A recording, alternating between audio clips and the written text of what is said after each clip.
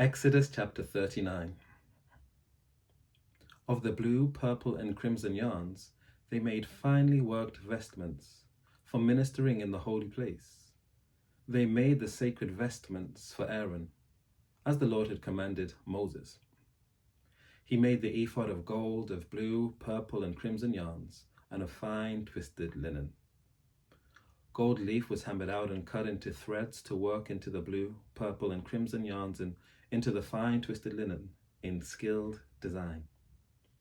They made for the ephod shoulder pieces, joined to it at its two edges.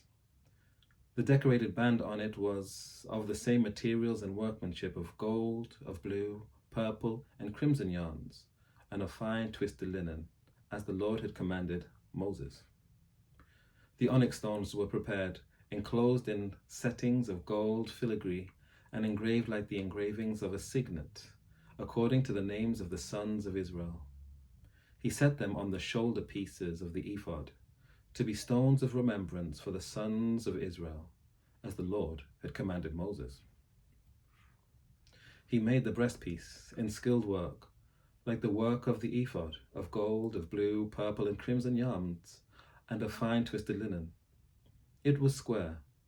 The breastpiece was made double, a span in length and a span in width when doubled.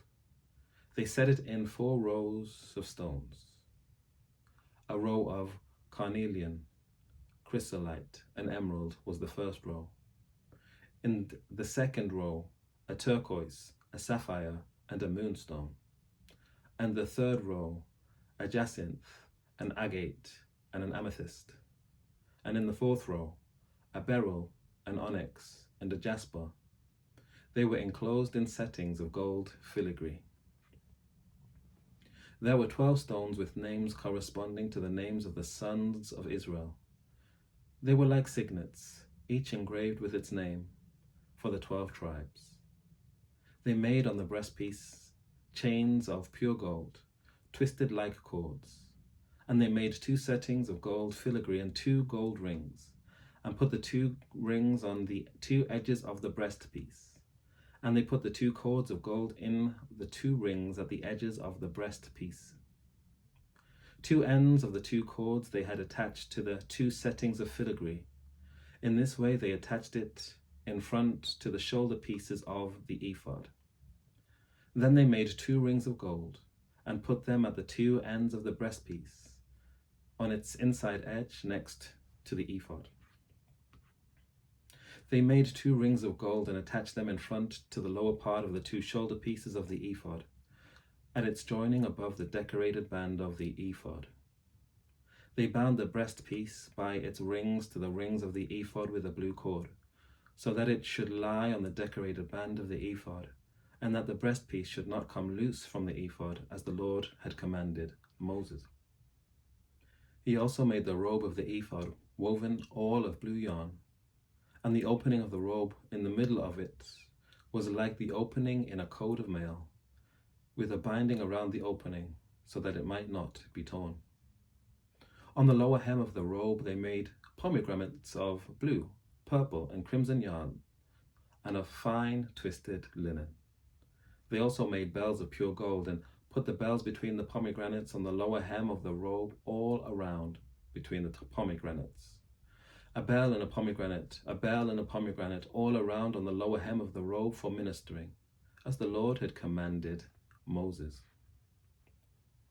They also made tunics woven of fine linen for Aaron and his sons, and the turban of fine linen, with the headdresses of fine linen, and the linen undergarments of fine twisted linen, and the sash of fine twisted linen, and of blue, purple, and crimson yarns embroidered with needlework, as the Lord had commanded Moses.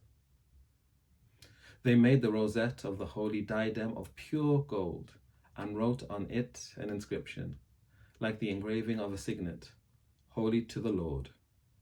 They tied to it a blue cord to fasten it to the turban above, as the Lord had commanded Moses. In this way, all the work of the tabernacle of the tent of meeting was finished. The Israelites had done everything just as the Lord had commanded Moses.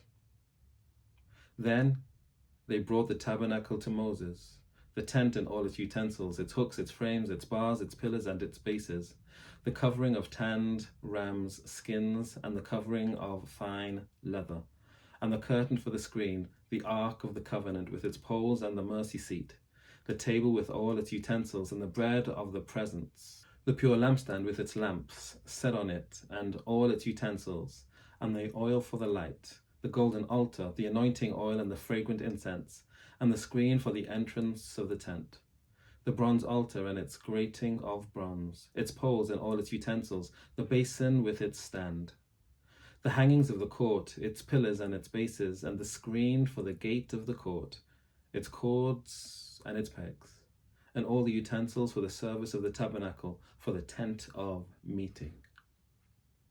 The finely worked vestments for ministering in the holy place, the sacred vestments for the priest Aaron, and the vestments of his sons to serve as priests. The Israelites had done all the work just as the Lord had commanded Moses. When Moses saw that they had done all the work just as the Lord had commanded, he blessed them. Exodus chapter 40. The Lord spoke to Moses. On the first day of the month you shall set up the tabernacle of the tent of meeting. You shall put it in the ark of the covenant, and you shall screen the ark with the curtain.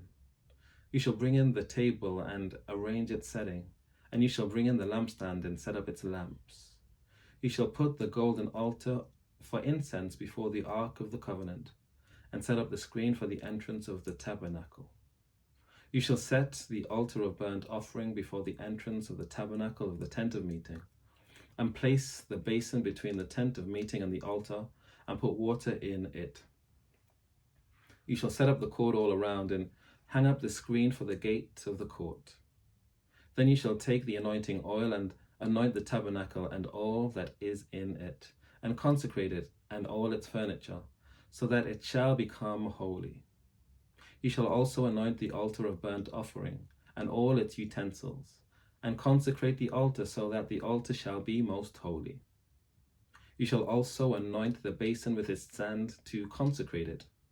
Then you shall bring Aaron and his sons to the entrance of the tent of meeting, and shall wash them with water, and put on Aaron the sacred vestments, and you shall anoint him and consecrate him, so that he may serve me as priest.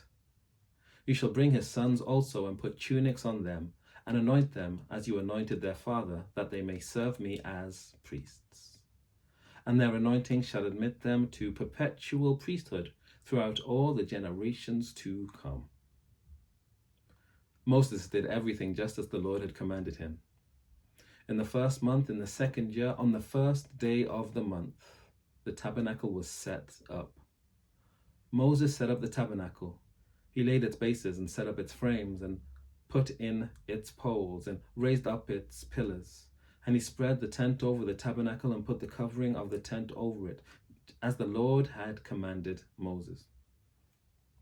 He took the covenant and put it into the ark, and put the poles on the ark, and set the mercy seat above the ark. And he brought the ark into the tabernacle, and he set up the curtain for screening, and screened the ark of the covenant, as the Lord had commanded Moses. He put the table in the tent of meeting on the north side of the tabernacle, outside the curtain, and set the bread in order on it before the Lord, as the Lord had commanded Moses. He put the lampstand in the tent of meeting, opposite the table on the south side of the tabernacle, and set up the lamps before the Lord, as the Lord had commanded Moses. He put the golden altar in the tent of meeting before the curtain, and offered fragrant incense on it, as the Lord had commanded Moses. He also put in place the screen for the entrance of the tabernacle. He set the altar of burnt offering at the entrance of the tabernacle of the tent of meeting, and offered on it the burnt offering and the grain offering, as the Lord had commanded Moses. He set the basin between the tent of meeting and the altar, and put water in it for washing, with which Moses and Aaron and his sons washed their hands and their feet. When they went into the tent of meeting, and when they approached the altar, they washed, as the Lord had commanded Moses. He set up the cord around the tabernacle and the altar and put up the screen at the gate of the court. So Moses finished the work. Then the cloud covered the tent of meeting, and the glory of the Lord filled the tabernacle. Moses was not able to enter the tent of meeting because the cloud settled upon it, and the glory of the Lord filled the tabernacle. Whenever the cloud was taken up from the tabernacle, the Israelites would set out on each stage of their journey. But if the cloud was not taken up, then they did not set out until the day that it was taken up. For the cloud of the Lord was on the tabernacle by day, and the fire was in the cloud by night, before the eyes of all the house of Israel at each stage of their journey. Take care. God bless, and I'll see you next time.